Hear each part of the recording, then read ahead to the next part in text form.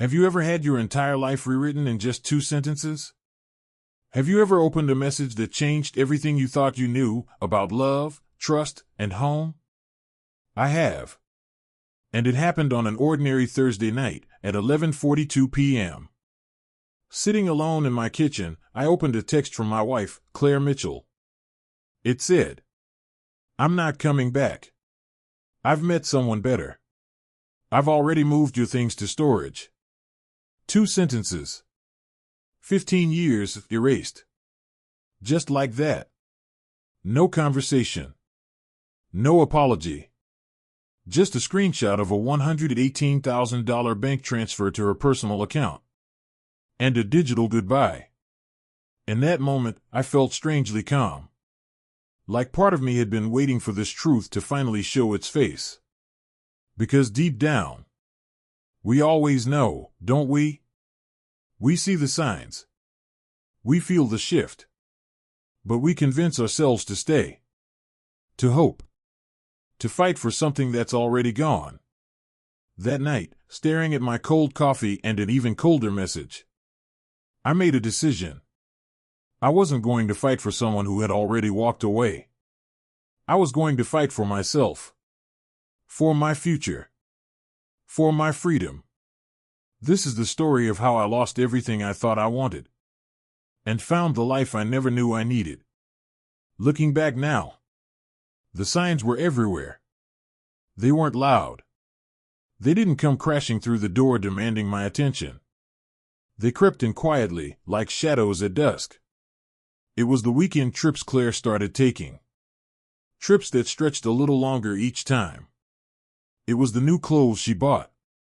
The ones she never wore around me. It was the way her phone calls would suddenly end the moment I walked into the room. I noticed them all. Of course I did. I'm a forensic accountant. I'm trained to spot discrepancies most people overlook. But when it came to the person I loved, I chose not to see. And that's the thing about love. It doesn't make us blind. It teaches us to look the other way. Because the heart is stubborn. It clings to what it knows. Even when the mind whispers that something is wrong. I told myself she was just busy. That the studio expansion had her stressed. That the distance I felt was temporary, not permanent. Because admitting the truth would have meant facing a reality I wasn't ready for. That the life we built together was already slipping through my fingers. So many of us do this. We overlook the late nights, the unanswered texts, the quiet resentment building up in the corners of our homes. We trade small discomforts for the illusion of stability. Until one day, the illusion shatters. Tiny cracks become canyons. And by the time we look clearly, it's too late. If something feels wrong, don't ignore it just because you love someone. Love is not supposed to feel like guessing games. It's supposed to feel like home. I didn't see it then. Or maybe I did. And I just wasn't ready to accept it. But that night, staring at Claire's text, I realized something. The truth doesn't hurt because it's sudden. It hurts because, deep down, we always knew. And that realization, it gave me the clarity I needed for what came next. Because when you stop ignoring the signs, you can finally start protecting yourself. Chiang Kan Nay, on Sang Tu Bep Gyo Lai, Tiang Go Laptop, Nathan Mo Laptop, Bad Dao Kich Hot Ku Hoch Du Fong. And that's exactly what I did. Years ago, when love was still blinding me, I had quietly built a plan.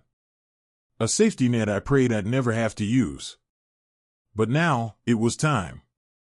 They say hope is not a strategy. And somewhere deep down, even in the good years, I had understood that. Not because I didn't love Claire. Not because I expected betrayal. But because life has taught me. It's not foolish to hope for the best. It's foolish not to prepare for the worst. Years ago, while she planned studio expansions and dreamed about luxury vacations, I quietly built a safety net. I opened limited liability companies in my name. I created private trusts. I diversified assets into real estate, crypto, and international accounts. I customized my forensic accounting software to monitor every cent, without her ever knowing. Not to hide from her, but to protect what I had spent decades building. Just in case love alone wasn't enough. We buy insurance not because we expect our house to burn down, but because if it does, we want to survive the fire. Marriage, in its purest form, is built on trust. But trust without protection isn't noble. It's reckless. I didn't broadcast what I was doing. I didn't become cold or distant. I simply made sure that if the foundation ever cracked, I wouldn't be buried in the collapse. Loving someone doesn't mean abandoning your instincts. It means protecting your future together. And being ready to protect yourself if they stop protecting you. When Claire sent that text, when she drained the savings we shared, when she moved my life into a storage unit like yesterday's furniture, she thought she had taken everything. But she hadn't. Not even close. Because while she had been building a fantasy with someone new, I had been quietly building freedom. And now, it was time to use it. Chuyen Kane, Nathan Don Laptop, Dung Day, on Mat Kin Din, Mai Kwe Lia Sang Kin Kwa Mora Tuong Lai. The next morning, as the sun rose over a life I no longer recognized, I made a choice. I would not beg. I would not chase. I would not crumble. I would fight back. With everything I had carefully, patiently prepared. Because survival isn't born in the moment you're betrayed. It's built long before. In the quiet moments when you decide to protect yourself, even from the people you love. When betrayal strikes, the world expects you to explode. Scream. Cry. Demand answers. Make a scene. But I knew better. Because when you react with rage, you lose the one thing you cannot afford to lose. Control. That morning, as I sat at my kitchen table, watching the first light spill through the window, I didn't make any grand declarations. I didn't call Claire. I didn't beg her to come back. Instead, I quietly opened my laptop, entered a series of commands we had set up years before, and activated the silent defense we had built. First, I froze our joint accounts. Every checking, every savings, every credit card. Then, I flagged the $118,000 transfer as suspicious activity, providing documentation through my banking contacts. I contacted my attorney, sending over the security reports, and instructed her to file for immediate divorce on grounds of financial misconduct. In chess, the best players don't react to a move emotionally. They study the board. They think 3 steps ahead. They act with precision. That's how you win. Not by shouting louder, but by moving smarter. While Claire was still gloating over her victory, I had already set the wheels in motion to protect everything that mattered. And when my phone began lighting up with her calls, then texts filled with panic and anger, I didn't respond. Because silence is a power move. When you're under attack, your first job isn't to fight back. It's to stay calm. Stay strategic.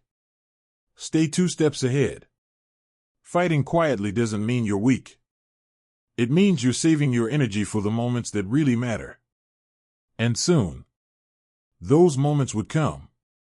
Chuyen Kane, Tien Kwa Xe Don Lai Dut Coat, Nathan Goitrong Xe, on Mat Nin Ve Fire Xa. While Claire scrambled to understand what had happened, I drove across town to the storage unit she had so generously packed my life into. I wasn't just collecting my things. I was collecting something far more important. The final pieces of the truth. And the truth was far uglier than I had imagined. The storage unit was cold. Concrete floors. Metal walls. 2 dusty boxes marked Nathan's things sitting alone in the corner. I loaded them into my car without a word. Not because the boxes were heavy, but because the weight I carried that day wasn't something you could measure in pounds. It was betrayal. It was 15 years of memories reduced to cardboard and duct tape. And yet, even then, I wasn't angry. I was focused. Because love blinds you. But once you see the truth, you can't unsee it. Sitting in the parking lot, I opened my laptop and pulled up everything I could find about Ryan Carter. The someone better Claire had chosen. It didn't take long. Because Ryan wasn't hiding. His face was plastered across social media. All white smiles, designer sneakers, and #hustle-hard motivational quotes. His gym looked sleek and successful at first glance. State-of-the-art equipment. Energetic classes. Professional photo shoots showing off happy clients and booming expansion plans. But surface isn't substance. And I knew how to look deeper. Within an hour, I found it. Maxed out business credit cards. Personal loans with sky-high interest rates. A gym expansion financed through risky private investors, desperate for quick returns. Ryan Carter wasn't a success story. He was a brand. A carefully curated illusion. Social media doesn't show you reality. It shows you what people want you to believe. It shows the leased sports car. Not the missed payments. The luxury vacations. Not the mounting debt. It shows the highlight reel. Never the bloopers. And somewhere along the way, Claire had mistaken the highlight reel for the whole movie. She wasn't just chasing a new love. She was chasing a fantasy. An escape from the steady, reliable life we had built together. Into a world of fast fame and fragile foundations. What she didn't realize was that illusions, they shatter fast. And when they do, they cut everyone standing too close. As I closed my laptop that afternoon, I knew two things with absolute certainty. First, Ryan Carter was drowning. And second, Claire had tied herself to his sinking ship, using my name, my credit, and my life's work as the anchor. And she had no idea how deep the water really was. Because now, it wasn't just about lost love anymore. It was about survival. It was about reclaiming what was mine. And it was about teaching them both that illusions, no matter how beautiful, always come with a price. Some betrayals are personal. Some are financial.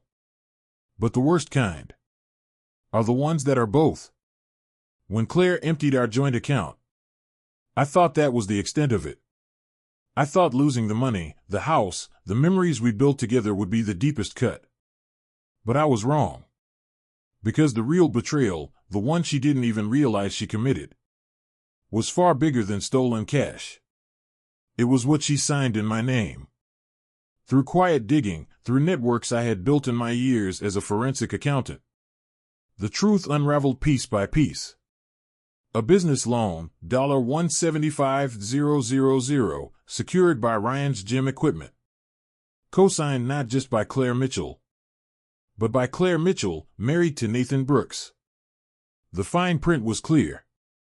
The loan had been approved based on our combined assets, our shared income, our marital status. Without my knowledge. Without my consent. It wasn't just one mistake. It was a pattern. 3 credit cards opened under her name. Again, using our joint financial standing.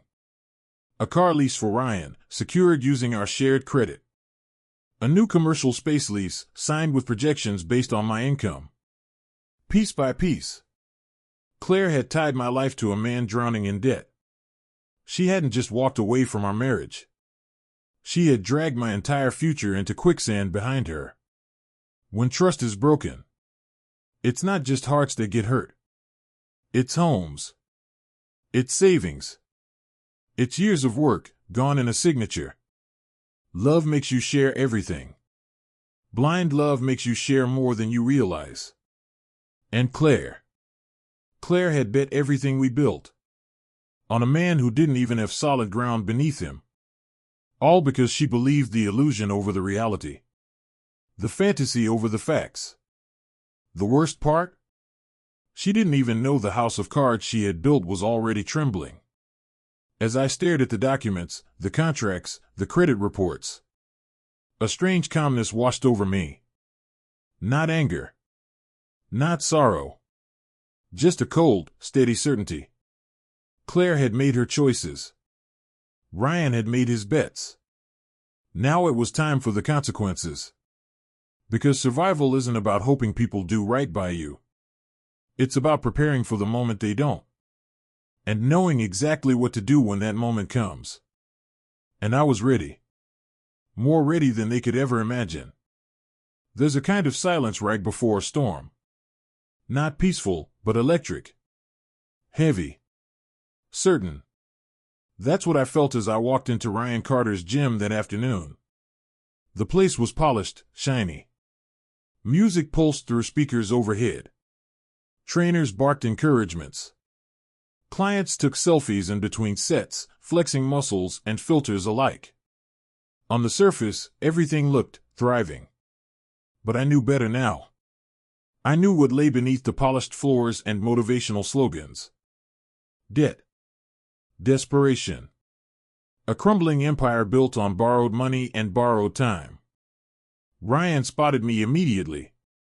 That kind of sixth sense people have when they know trouble just walked through the door.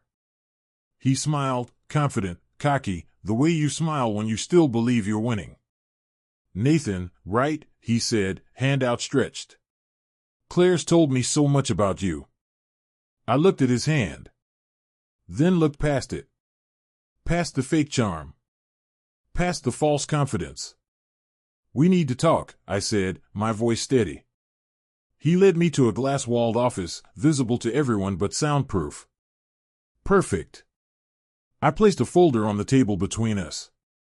Everything you and Claire have signed together, I said calmly, every loan, every lease, every credit line using our marital assets as collateral. It's all here. Ryan's smile faltered. He flipped through the papers, his tanned face paling with every turn of the page.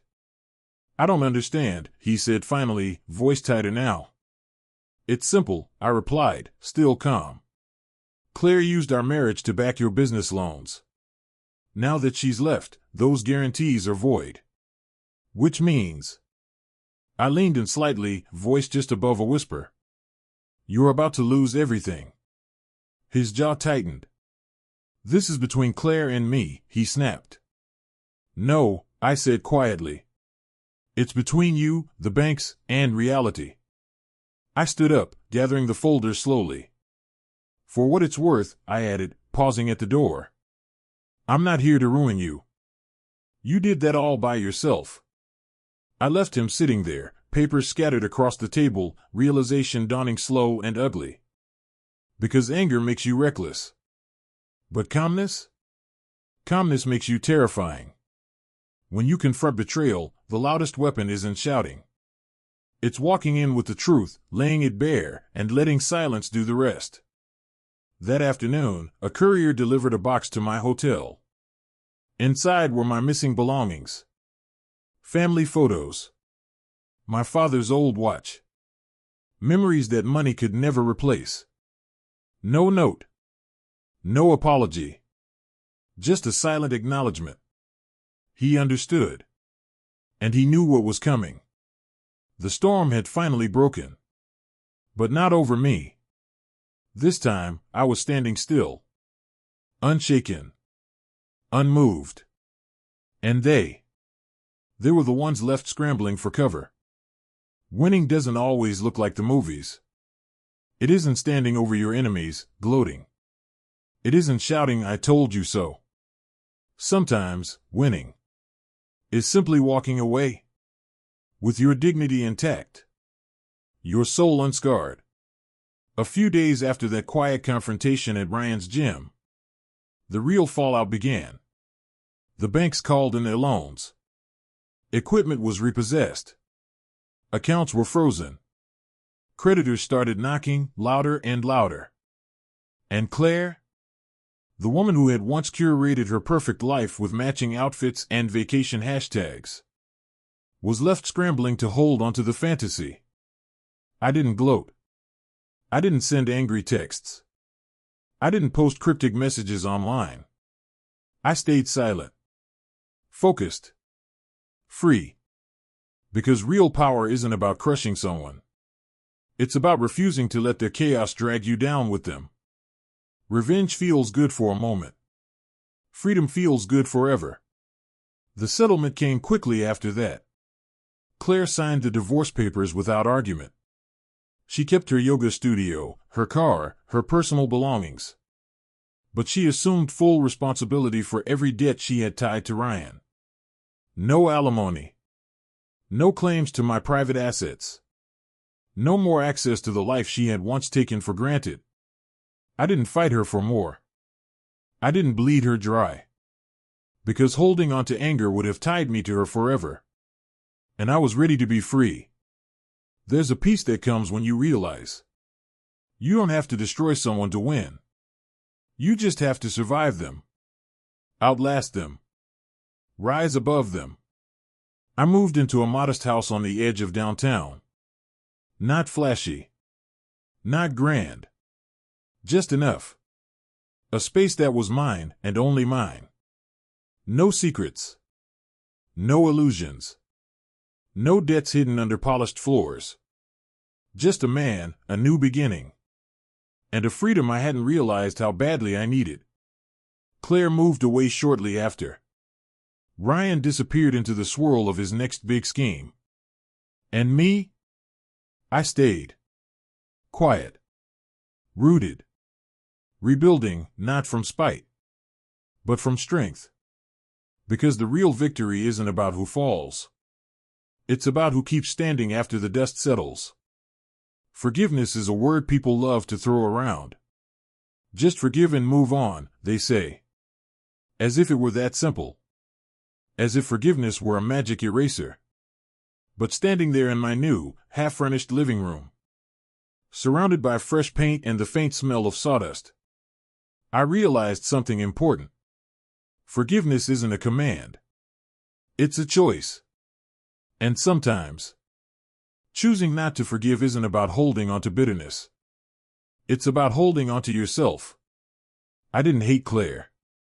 I didn't wish her harm. I didn't stalk her Instagram or replay old arguments in my mind.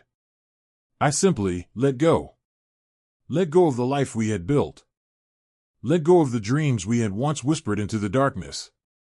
Let go of the version of her I had loved. Because that person was gone long before the final text message came. Forgiveness isn't always letting someone back into your life. Sometimes, it's giving yourself permission to live without them. People will tell you that closure comes from conversations, apologies, explanations. But sometimes closure isn't handed to you. Sometimes closure is what you create for yourself. By drawing a line. And refusing to let someone's actions define your future. I didn't need an apology.